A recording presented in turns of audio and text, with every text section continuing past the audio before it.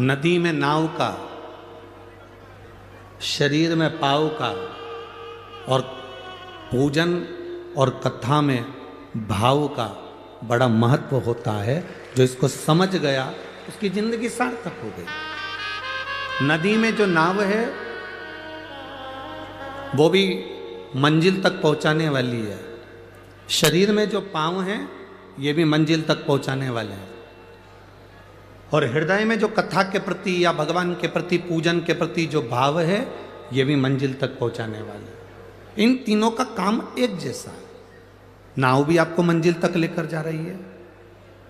वो नाव हमको सिखाती है, एक लोहे का टुकड़ा पानी में पटकोगे वो डूब जाएगा, एक लोहे की कील पानी में पटकोगे वो डूब जाएगी, पर वो लोहे की कील जब लकड़ी में ठोक दी जाती है, वो लोहे की कील जब लकड़ी में ठोकी जाती है और लकड़ी में ठोकने के बाद वो लोहे की कील भी नाव बनकर उस लकड़ी के साथ मंजिल तक पहुंच जाती है। यह हमारा शास्त्र कहता है, लोहे की कील को वैसे ही पानी में छोड़ोगे तो डूबेगी, लोहे के कीले को पानी में छोड़ोगे तो वो डूब जाएगा, पर वो लोहे का कीला अगर लकड़ी में ठोक दिया जाए तो वो बहता बहता मंजिल तक पार उतर जाएगा। उसी तरह हम भी एक लोहे की कील की तरह हैं। अगर शिव महापुराण की इस लकड़ी में, शिव महापुराण की चंदन की संविधा में अगर हम अच्छे से ठुक गए, अपने मन को अच्छे से लगा लिया, तो समझ लेना कि हम भी मंजिल तक पहुंच गए, पार उतर गए।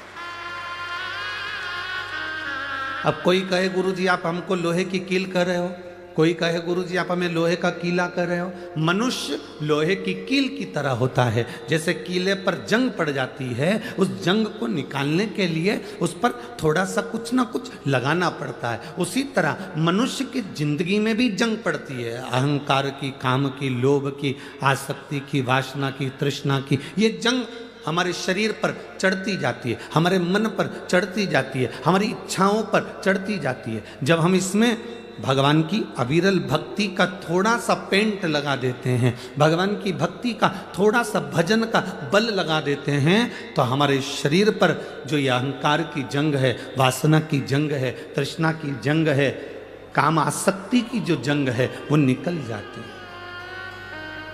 नदी में नाव का, शरीर में, जम के बोलो, पाँव का। ये अगर शरीर में पाँव नहीं हो ना तो फिर मंजिल तक पहुंचना बड़ा कठिन, बहुत कठिन।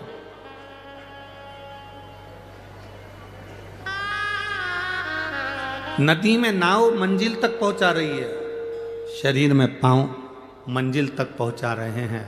और हमारे कथा में जो हम आए हैं, इतनी इतनी दूर दूर से आप लोग यहाँ पहुँचे हैं, बड़ी दूर से चलकर, आराम से, गाड़ी से पैसा लगाकर 100 रुपये, 200 रुपये, 50 रुपये ऑटो वाले को देकर, गाड़ी में डीजल वीजल डलवा कर तुम यहाँ पहुँचे हो, तो इसमें तुम्हारा जरूर भाव होगा।